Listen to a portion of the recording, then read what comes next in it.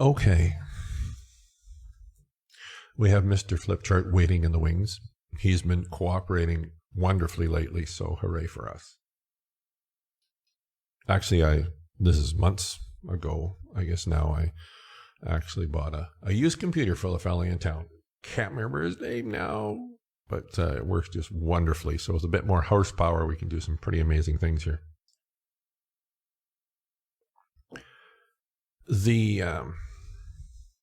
What did I say? It was pretty fan. The pathway to wisdom is through the door of insanity, which is kind of kind of flows off your tongue a little bit. And the son of a gun is it's accurate, like very accurate. Isn't that kind of trippy? Let's bring in Mr. Flipchart. Hold on. And there's Mr. Flipchart. Okay, so is he talking? Oh, yes, he is. Look at that. So I'm going to draw a circle like this. Now, this applies to really, hey, Mary, how you doing? To really society in general. So what kind of naturally, I'm going to say naturally, evolves either in our thinking processes and or behaviors is what is acceptable, what is logical, what is normal, what is appropriate, all these fun words. And then everything that is illogical, abnormal, inappropriate, illogical, right? So how does that look? So here's Mr. Flipchart. So in here are the thoughts. We'll do this. Let's just do this. And we'll do this. Are the thoughts and behaviors. Are the thoughts and behaviors that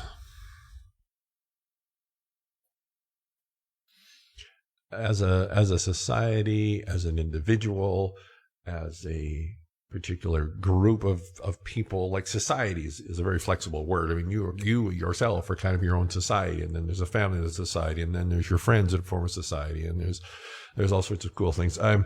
Funny story. Years ago, myself and another individual, this is years ago now, okay? This is, when one of the hot game systems were coming out, and there was the big announcements, and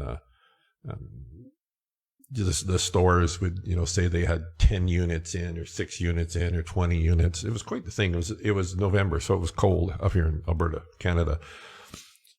And so what people were doing is they're camping outside the stores overnight. So that's what I did with this other person.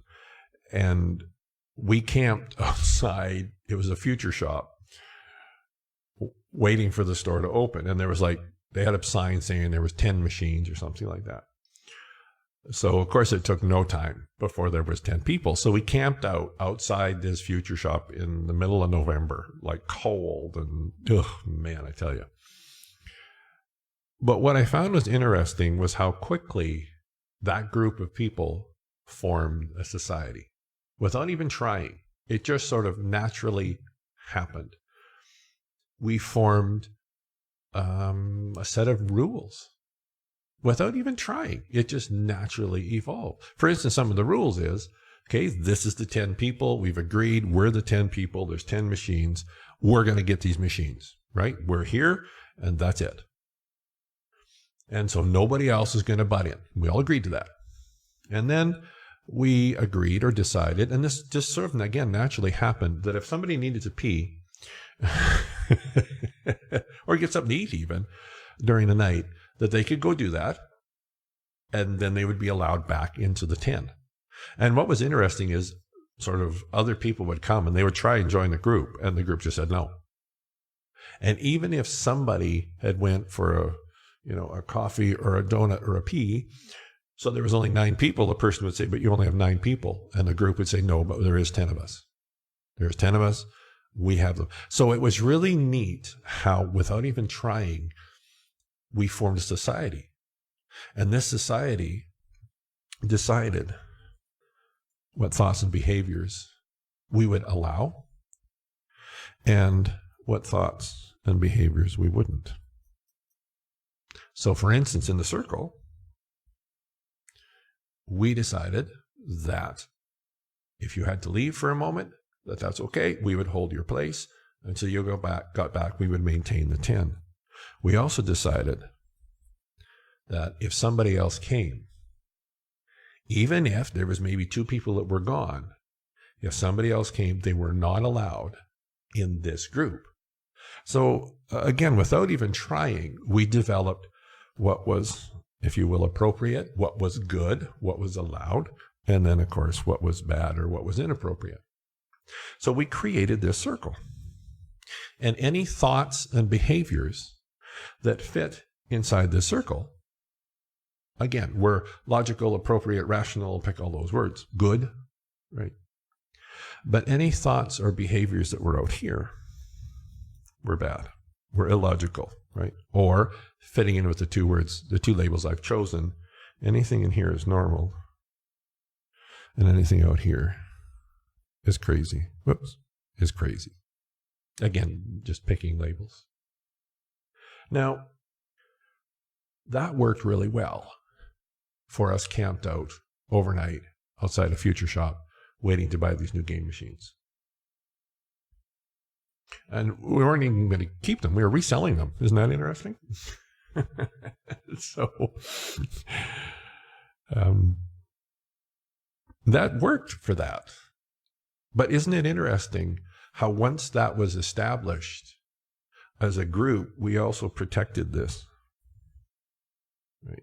We really protected that and made sure that this circle, this line, stayed complete and stayed solid. Now, again, that worked really handy for overnight waiting to buy these game machines. But in a society where you and me are designed to expand and grow and evolve, it doesn't work so well. Because guess where significant, anyway, expansion, growth, and evolution at least begins? It doesn't begin here. It begins here.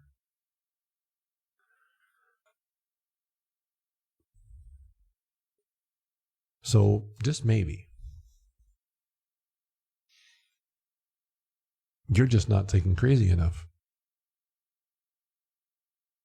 But what does that mean? And I kind of say that facetiously, but if you use this map, that's exactly it. So when I say maybe you're not thinking crazy enough, all I'm suggesting is the thoughts that you're contemplating or the behaviors that you're contemplating don't currently fit inside what society has just said is normal. And it's been my experience that if you want to grow and expand and evolve, it's not going to happen in here. It's going to happen out here.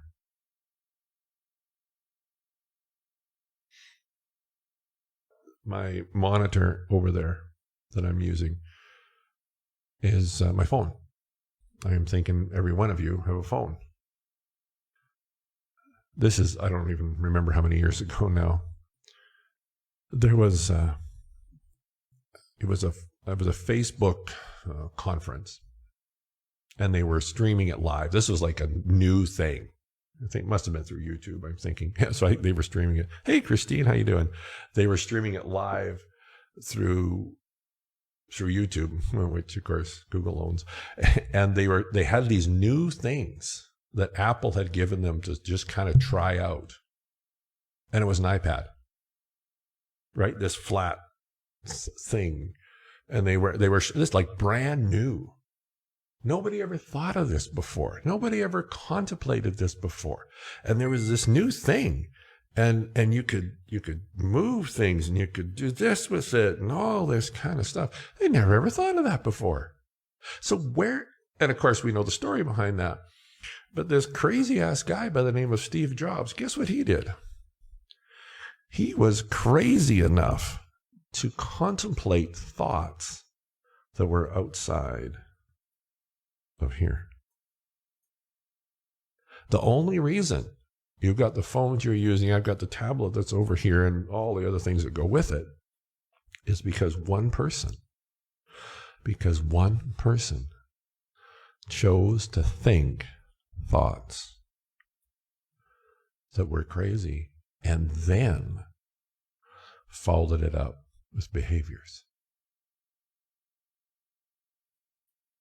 So crazy really isn't so crazy. Illogical really isn't so illogical. All those words labels that I've chosen, all that means is the thoughts that you're contemplating and the behaviors you're contemplating don't fit inside what society has told you is normal. But if you want, and I know you do, that's why you're watching this, if you want to grow and expand and evolve, it's going to require you to, at least initially, contemplate thoughts, contemplate perspectives, contemplate taking steps. And I'm not saying you don't evaluate them, but don't limit them. Well, this is really good. I'm not saying you don't evaluate your thoughts and you evaluate your behaviors, but don't limit them based on what society has said is normal, is responsible, is appropriate, is good, is right. Because if we didn't have those people, Steve Jobs is just one of them, many of them. If we didn't, DNA, right? For, I don't know, decades, I guess, or whatever. Your genetics, your DNA, that couldn't be changed. If it was in your DNA, that was it. There's nothing you can do about it. Well, now, not even leading edge science now for I don't know how many years, and I'm not an expert in this field, of course, is that's not the case anymore. That's not a limitation. Not anymore. And it was interesting. And there's other things like that. I was watching a conference of some type, and a very knowledgeable individual I can't remember exactly the details, but they were talking about how new science, not even so much new, is proving that what we've believed to be true, the medical establishment had believed to be true for years and years, decades, is just flat out wrong. And it was interesting. And this wasn't two guys in the backyard with a beer and a barbecue. This was well-established people. And the commentator said, why are they not changing things? And this is what this guy said, very well respected.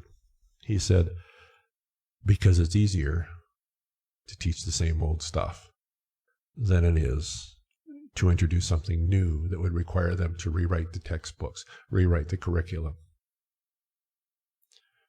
And it's interesting, the commentator said, so what will it take to change? So what will it take to change this? Oops. What he said, interesting, was one funeral at a time. Basically what he was saying is the sort of the old establishment, they're not going to change. So it's going to be the new ones that are going to bring this in and change that definition of normal and what's possible. What if the only reason you've decided your dreams and your desires aren't possible is because of your normal circle?